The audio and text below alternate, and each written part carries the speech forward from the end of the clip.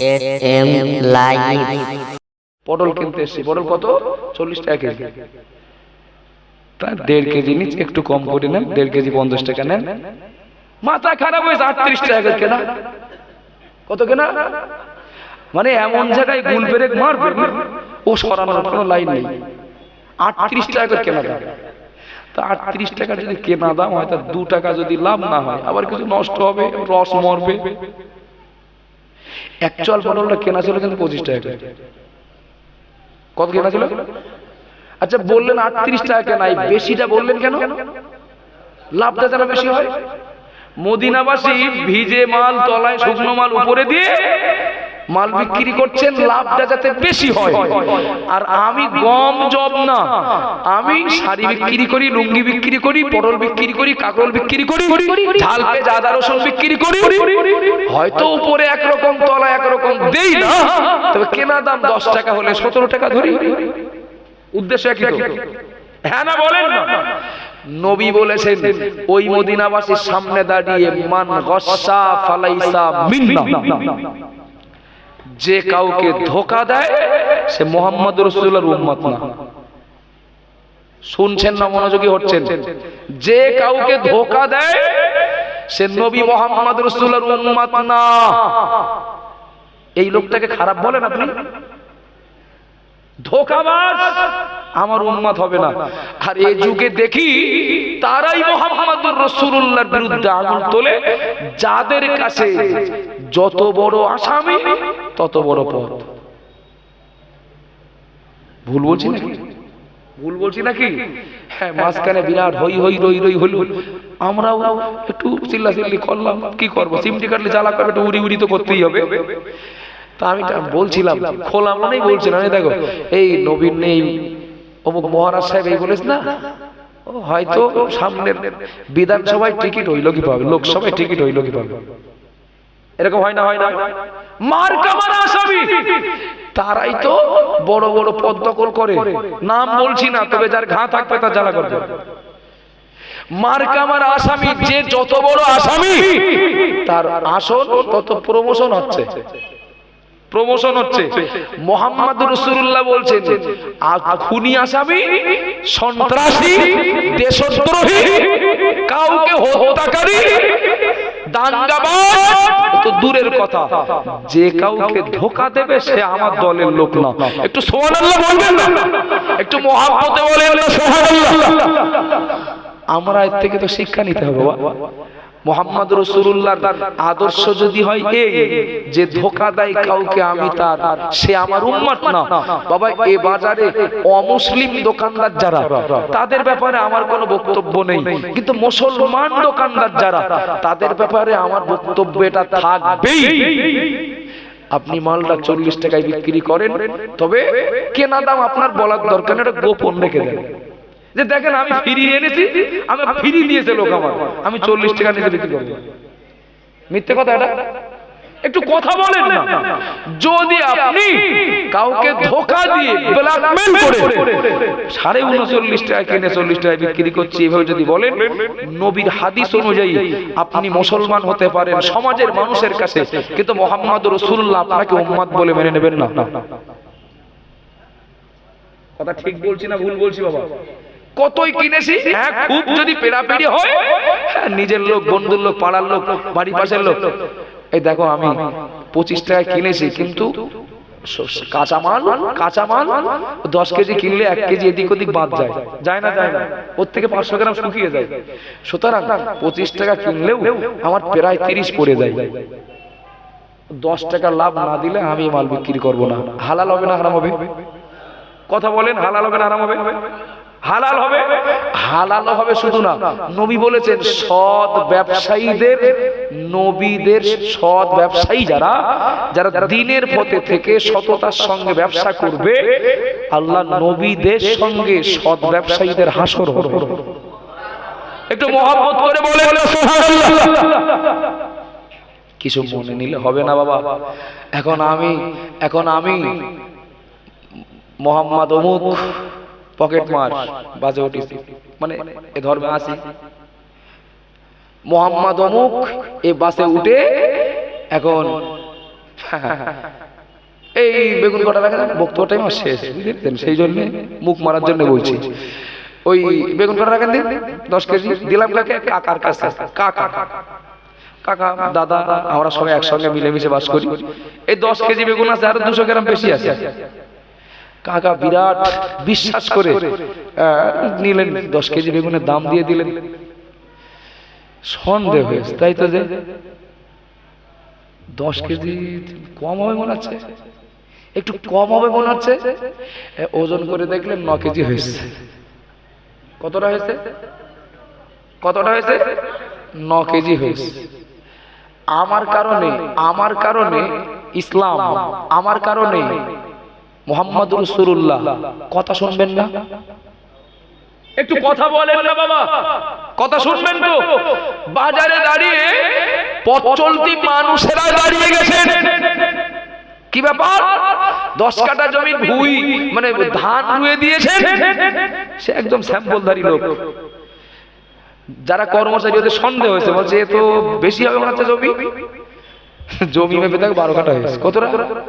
কতটা হয়েছে? জনের দাম দিচ্ছে 10 কাঠা।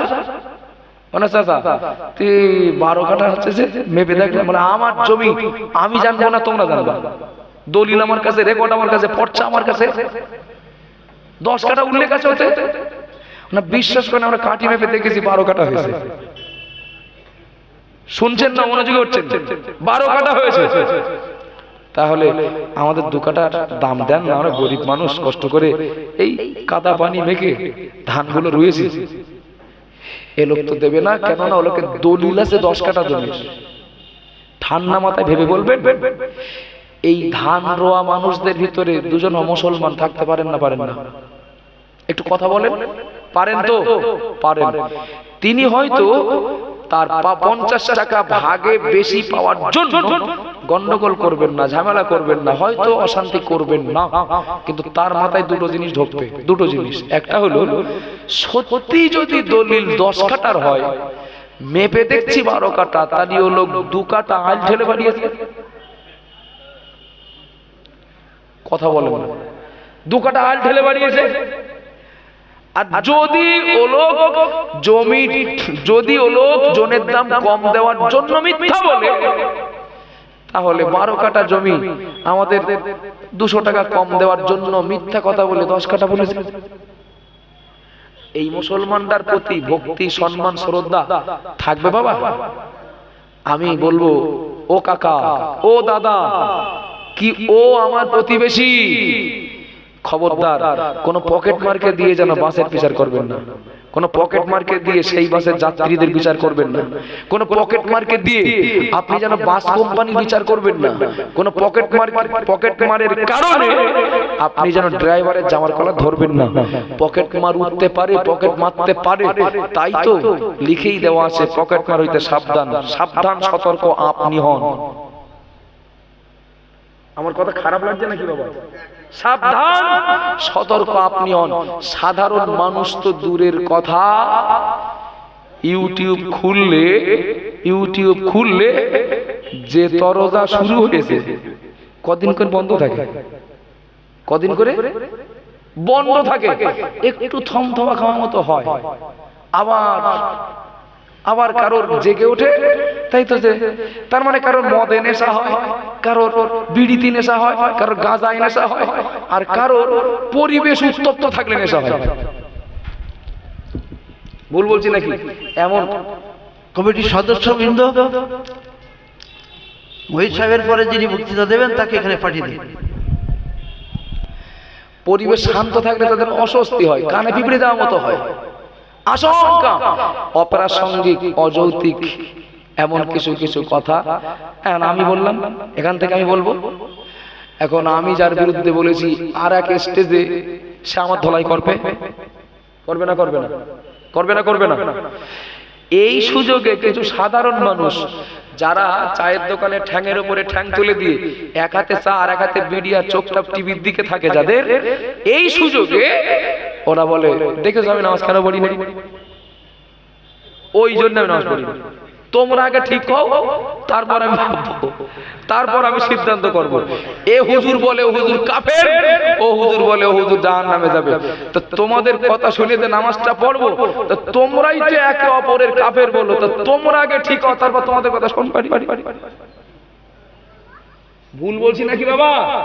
কিছু মনে নিলে হবে না, কিছু মনে নিলে হবে না। যে জিনিসের দাম যত বেশি তার তত নকলবার হয়, ঠিক না ভুল? 10 টাকার নোট বেশি নকল হয় না 500 টাকার? ঝটপট বলেন। 500 টাকার নোট নকলবার হয়তো, 500 টাকার নোট নকলবার হয়তো।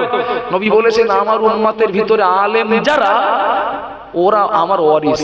সুবহানাল্লাহ বলো, একটু মহব্বত করে বলেন না, ওরা আমার ওয়ারিস। সুতরাং নবীর ওয়ারিস যারা, তাদের দাম কম না বেশি? কথা বলেন, কথা বলেন, তাদের দাম তো বেশি। সুতরাং এই পৃথিবীতে নবীর দেওয়া দৃষ্টান্ত অনেকগুলো তারার মাঝে চন্দ্রের মর্যাদা যেমন, সাধারণ আবেদের মাঝে আলেমের মর্যাদা ওই রকম। সুবহানাল্লাহ বলেন, একটু মহব্বত করে বলেন না।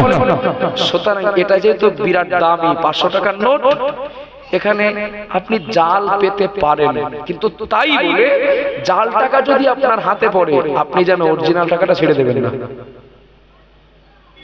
আমার কথা কি বোঝার অসুবিধা হচ্ছে নাকি?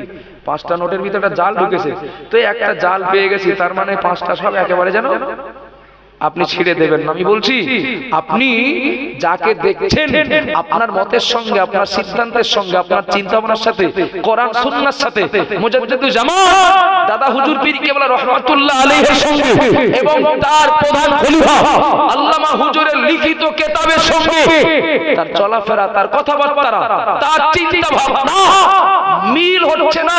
অথচ লোকটা সেই সমাজের, সেই মতের, সেই সংস্থার নিজেকে একজন কর্ণধার বলে দাবি করেন, অথচ তার দাদা হুজুর কেবলা বলি, আল্লামা হুজুর বলি, আর কোন দরবার বলি, কোন পীর সাহেব হুজুর বলি, সে যাদের অনুসারী বলে দাবি করে তাদের সঙ্গে এর অনেক গড় মিল। আমি বলছি 5টা 500 টাকা নোটের ভিতরে একটা জাল টাকা যেরকম, শুনছেন না, মনোযোগী হচ্ছেন?